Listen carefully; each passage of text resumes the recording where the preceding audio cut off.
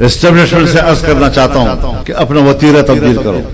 کہتے ہیں مجھے پتا ہے میرے قانون کا دائرہ کیا ہے، میں اپنے اختیارات کے حدود کو جانتا ہوں. مجھے یقین ہے آپ اختیارات کے حدود کو جانتے ہیں، اور مجھے بھی پتا ہے کہ آپ اختیارات کے حدود کو جانتے ہیں. میں انکار نہیں کر رہا، لیکن آپ اپنے اختیارات کے حدود سے جو تجاوز کرتے ہیں وہ اس حدود سے کئی گنا زیادہ ہوتا ہے. اس کو بھی دیکھا ہے کہ یہ عوام کی حکومت نہیں ہوتی، یہ عوام کی سوچ نہیں ہو سکتی. آپ نے 25 سال تک دہشت گردی کے خلاف جنگ کی، نتیجے میں دہشت گردی اور بڑھ گئی. تم نے سندھ میں ڈاکوؤں کے خلاف آپریشن کیے، وہ آپریشنوں کے نتیجے میں ڈاکوؤں کا راج بن گیا. یہ ہوتی ہے پالیسی. اس طرح حکومتیں سوچتی ہیں کہ اوپر سے قوم سے کہو کہ ہم ڈاکوؤں کے خلاف آپریشن کر رہے ہیں، اور اندر سے ان کو بھتے دیتے رہو. مجھے باقی تو معلوم نہیں، لیکن اپنے صوبے کے بارے میں مجھے معلوم ہے کہ جو بھی سرکاری ٹینڈر آتا ہے اگر وہ 10 ارب کا ہے تو اس میں 10% حصہ وہاں کی مسلح تنظیموں کا ہوتا ہے حکومت کی رضامندی کے ساتھ. آپ ان کو اپنے سرکاری فنڈ میں سے 10% ان کو حوالے کریں.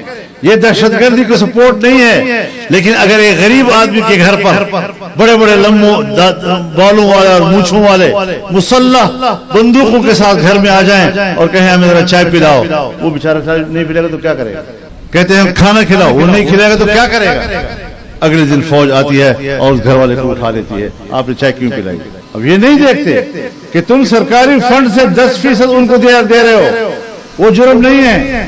لیکن غریب آدمی کے گھر میں اگر ایک کپ چائے پی لی تو غریب آدمی کو دنیا کو دکھاتے ہیں جیسے ہم دہشت گردی کے ساتھ جنگ لڑ. یہ دکھاوے نہیں چلیں گے. آپ ملک کو ٹھیک کرو، ورنہ ہم میدان میں ہیں، ہم روڈوں کے اوپر. معاملات سدھارو، الیکشن دوبارہ کراؤ، منصفانہ الیکشن کراؤ. اگر قوم مجھے نہیں چاہتی مجھے کوئی گلہ نہیں، لیکن اگر قوم مجھے چاہتی ہے اور آپ نتائج تبدیل کر کے میرا حق کسی اور کو دیتے ہیں تو یہ تسلیم نہیں کیا جائے. فوج کے ہاتھ میں جو ہم نے بندوق دی ہوئی ہے وہ ہمیں تحفظ دینے کے لیے ہے، ہمیں غیر محفوظ بنانے کے لیے نہیں. آج پاکستان ایک غیر محفوظ ریاست ہے. ایک غیر محفوظ ریاست کیوں بنا؟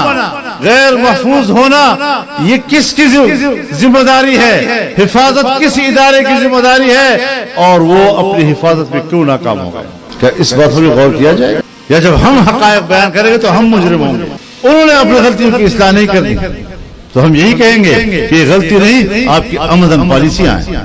اگر ہماری اسٹیبلشمنٹ یہ سمجھتی ہے کہ یہ لوگ تھک جائیں گے، 18 کے الیکشن میں ہم نے دھاندلی کی اور جمعیت کے کارکنوں نے 4 سال تحریک چلائی، آج پھر 2024 میں انہوں نے الیکشن کا جو ناٹک رچایا، ان کا خیال یہ تھا کہ شاید اب ان میں کوئی دم خم نہیں ہوگا اور اب یہ ہماری دھاندلی پر احتجاج کرنے کے قابل نہیں ہوں گے. لیکن میں